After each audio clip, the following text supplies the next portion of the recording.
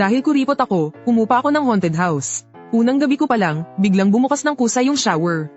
Galit akong sumigaw sa kawalan. Pas ang gala, ikaw magbayad ng tubig, ha? Biglang tumigil ang agos ng tubig. Akala ko, simula pa lang yun. Hindi ko naman inasahan na kinabukasan. Pagdating ko sa lamesa, may nakahain ng 3 ulam at 1 sabaw. Sa tabi, may note pa, bayad sa pagkain, 25. Mabilis akong nag-compute sa isip ko. 3 ulam at 1 sabaw. May karne, may gulay. At napakaganda ng pagkakapresenta. Sa restaurant, ang ganitong set aabutin ka ng 50 at hati pa kayo sa bayad.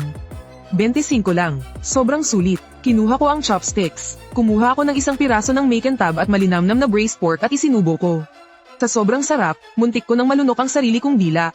Habang nilalamon ko ang lahat ng pagkain, pabulong-bulong akong nagrereklamo sa hangin. Sabi ko, Ate Multo, ang kuripot mo naman. Patay ka na nga, ang kalkulado mo pa rin sa pera. Lakihan mo naman yang isip mo, pwede.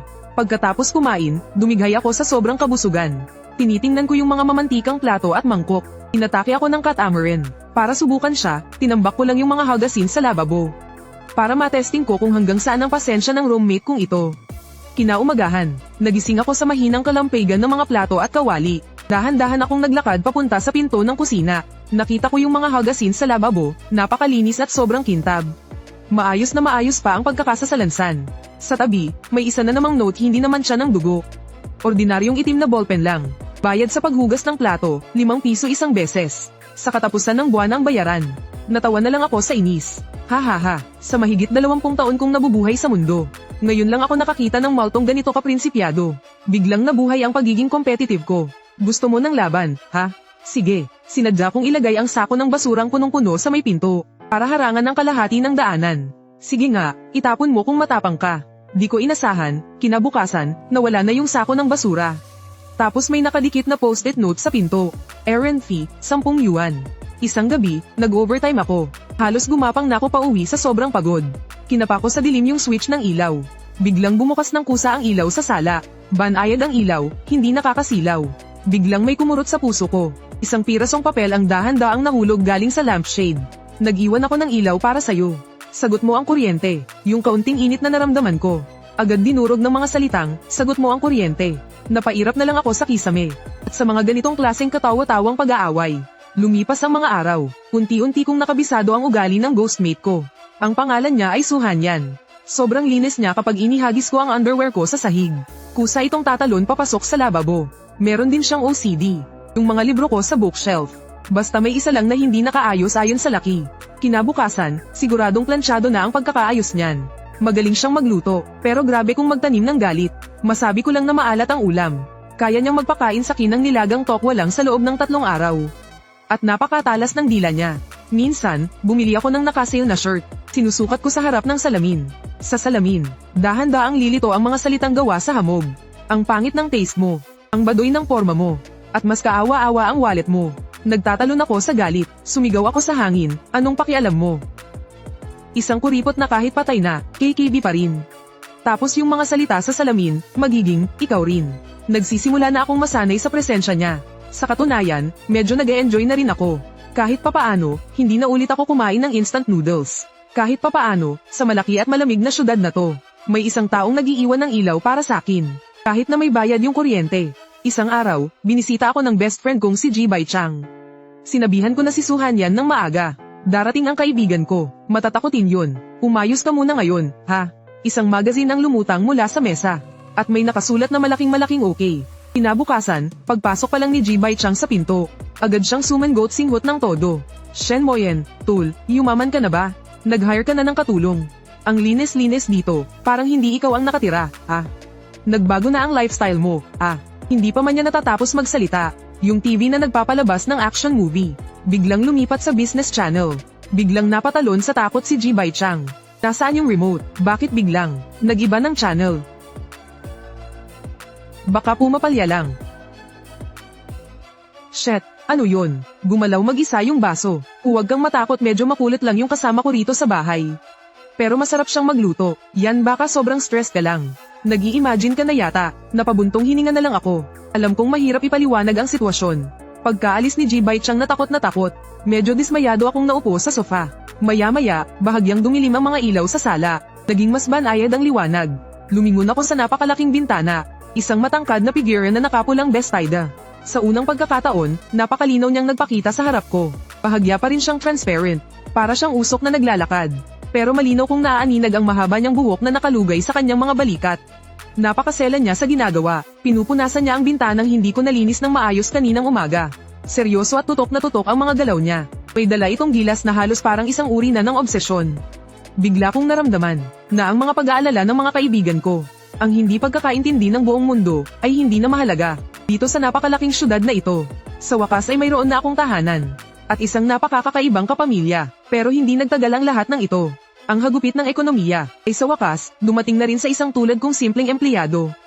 Isang napakalamig na email, at ilang linyang opisyal na pahayag na walang bahid ng emosyon.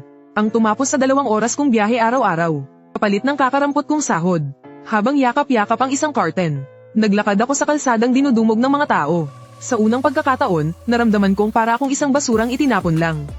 Pag-uwi sa bahay, itinaklob ko ang kumot sa aking ulo. Ang matagal ko nang kinikimkim na sama ng loob at kaba, ay sa wakas, bumuhos na sa sandaling iyon. Hindi ko alam kung gaano ako katagal umiyak. Mula sa sala, may marahan akong narinig na malamyos na musikang klasikal. Iyon yung paborito kong pyesa, ang From the New World ni Dvorak. Minsan, habang kumakain ako, nabanggit ko sa kawalan ng isang beses, na ang ganda ng piyesang ito. Pakiramdam ko, kahit gaano kahirap ang buhay, malalampasan din. Sumenggot ako, at lumabas ng kwarto ng mabigat ang mga hakbang. Sa mesa, may isang platong umuusok pa na cola chicken wings. Sa tabi nito, may isang pirasong papel na tahimik na nakalagay. At dito, nakasulat ang salitang kuneho. Sa wakas, hindi ko na napigilan ang pagtulo ng mga luha ko. Hindi dahil sa sama ng loob, kundi dahil sa kalingang naramdaman ko. Sa unang pagkakataon, seryoso akong nagsalita sa kawalan. Salamat sa iyo, Su Hanyan. Pagkatapos kong mabusog, binuksan ko ang computer ko at walang tigil na nagpasa ng mga resume. Pero lahat ng resume na ipinadala ko, wala man lang naging tugon. Yung iilang interview na napuntahan ko, laging bagsak sa huli. Habang pinapanood kong paubos ng paubos ang pera ko sa bangko araw-araw. Kinakain na ng kaba ang buong sistema ko. Nagsimula na akong hindi makatulog gabi-gabi. Sa wakas, nakatanggap ako ng abiso mula sa pinapangarap kong kumpanya para sa isang interview. Pagkatapos noon, inilabas ko ang kaisa-isang formal suit ko na nakatago sa ball. Noong araw ng interview, ang aga-aga kong gumising. Dahil sa sobrang kaba, nanginginig ang kamay ko habang bumibili ng almusal sa coffee shop sa baba. Isang tasang mainit na Amerikano ang tuluyang natapon sa polo ko. Noong sandaling iyon, naramdaman kong gumuho ang mundo ko. Nagkukumahog akong tumakbo pa uwi. Pakiramdam ko, gusto ko nang mamatay. 1 oras na lang bago ang interview. Wala na talaga akong oras para bumili ng bago. Sisuko na lang ba ako ng ganito? Pero noong mga sandaling iyon, may narinig ako sa loob ng banyo. Ang mahinang ugong ng washing machine na nagsimulang yumandar. Natigilan ako, dali-dali akong pumunta roon. Nakita ko ang polong natapunan ng kape, na umiikot sa loob ng washing machine. Pagkalipas ng 20 minuto, huminto ang washing machine, at nagsimula ng yumandar ang dryer. Pagkalipas ng 20 pang minuto, isang malinis at mainit-init na polo na may banayad na bango ang nakasabit sa isang di nakikitang hanger sa pinto ng kwarto ko. Napatitig ako sa polo na parang bago. Pakiramdam ko na nanaginip ako. Isinuot ko ang damit, at kumari pa ng takbo palabas ng bahay. Rush hour na papunta sa istasyon ng tren. Nakikita kong paubos na ang oras bawat segundo. Tagaktak na ang pawis ko sa kaba. Noong akma na sana akong tatalikod para makipagsiksikan sa bus. Ang mismong turnstile sa harapan ko, biglang tumunog. Umailaw ang green light, at kusang bumukas ang harang.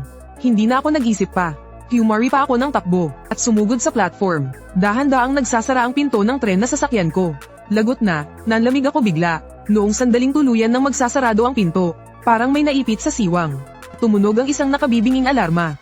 At muli itong bumukas. Nagkandara pa akong pumasok. Hingal na hingal ako sa loob ng tren.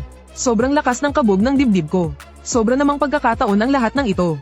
Isang pagkakataon na parabang may nagbubukas ng daan para sa akin. Nakarating ako sa kumpanya 5 minuto bago magsimula ang interview. Bawat segundong paghihintay ko sa interviewer sa loob ng meeting room ay isang matinding paghihirap. Pagkalipas ng mahabang oras, sa wakas, ako na. Huminga ako ng malalim at pumasok sa kwarto. Nakahilera ang 4 na interviewer. Seryoso ang mga mukha nila. Sa sobrang kaba, pinagpawisan ang mga palad ko. Ang inihanda kong self-introduction ay biglang nawala sa isip ko. Parang nag-shutdown ang utak ko. Noong mga sandaling hiyang-hiya na ako, at gusto ko nang lamunin ng lupa. Isang itim na ballpen sa ibabaw ng mesa, ay biglang gumulong papunta sa kamay ko. Agad kong hinawakan ang ballpen. Ang malamig nitong pakiramdam ang biglang nagpakalma sa akin. Tiningnan ko ito.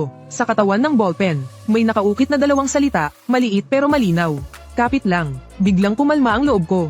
Ang dalawang salitang yun ay parang isang pampalakas ng loob, na itinurok sa buong katawan ko. Magandang hapon po sa inyong lahat. Ako po si Shen Moyan Kapit lang. Sa interview na yun, nagawa ko ang pinakamagaling na performance sa buong buhay ko.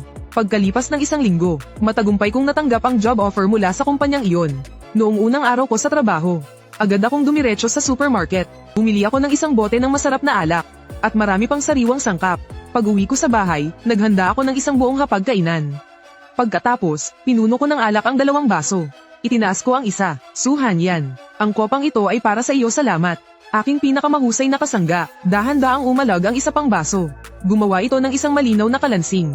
Tila ba sumasagot sa akin? Napangiti ako pero basa ang aking mga mata. Alam kong hindi ako nag-iisa. Mayroon akong isang hindi nakikitang tagapagbantay. Ang pagsasama namin ni Suhan yan. Matapos kong makuha ang bagong offer, ay naging mas payapa kaysa dati. Ako ang responsable sa paghahanap buhay.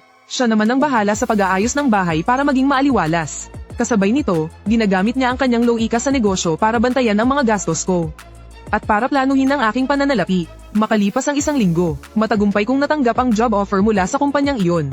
Noong unang araw ko sa trabaho, agad akong dumiretso sa supermarket. Bumili ako ng isang bote ng masarap na alak, at marami pang sariwang sangkap. Pag-uwi ko sa bahay, naghanda ako ng isang buong hapag-kainan. Pagkatapos, pinuno ko ng alak ang 2 baso. Itinaas ko ang isa. Suhan yan. Ang kopang ito ay para sa iyo, salamat. Aking pinakamahusay na kasangga. Dahan-daang umalag ang isa pang baso. Gumawa ito ng isang malinaw na kalansing. Tila ba sumasagot sa akin? Napangiti ako pero basa ang aking mga mata.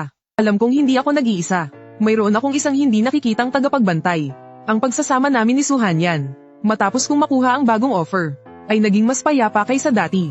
Ako ang responsable sa paghahanap buhay. Siya naman ang bahala sa pag-aayos ng bahay para maging maaliwalas. Ginamit niya rin yung diskarte niya sa negosyo para bantayan ang mga gastusin ko. Planuhin ang finances ko. Mr. Lin, kumusta ang pagtira niyo? Sanay na ba kayo? Maganda kasi ang lokasyon ng bahay na yun. Maganda rin ang layout, kaya lang may nangyari kasing di maganda dati. Hindi kaya ng mga ordinaryong tao. Pero sa nakikita ko, ang ganda ng aura mo. Kaya alam kong hiyang sayo ang lugar. Okay naman po, medyo naku-curious lang po kasi ako. Ano po ba talaga ang nangyari sa bahay na to dati? Sinubukan ko kasing i-search online, pero isang malabong balita lang ang lumabas. Sabi, namatay daw sa isang aksidente yung may-ari. Nako, matagal na yun. Aksidente lang naman, di ba? Huwag mo nang masyadong isipin yun, I-ho. Basta maging panatag ka lang sa pagtira mo dyan. Maganda naman talaga ang feng shui ng bahay na yun. Tingnan mo, di ka pa nga nagtatagal dyan. Nakalipat ka na agad sa mas magandang trabaho. Gumaganda na ang swerte mo. Mabilis niyang iniba ang usapan. At sa paraan ng pagsasalita niya, pilit niya akong pinipigilang mag-isip pa. Para sa akin, ang pagiging palakaibigan niya, ay may halong kakaibang pakiramdam. Ang isang normal na ahente, ang renta at kontrata lang ang aasikasuhin. Bakit siya sobrang interesado sa mental health ko? At bakit pilit niya akong pinipigilan? Naalamin ang tungkol sa nakaraan ng bahay na ito. Matapos ang ilang formalidad, nagpaalam na kami ni Luyaw sa isa't isa. Pero sa halip na mawala ang mga duda ko, lalo lang nitong pinataas ang aking pagiging alerto. Nang gabing iyon,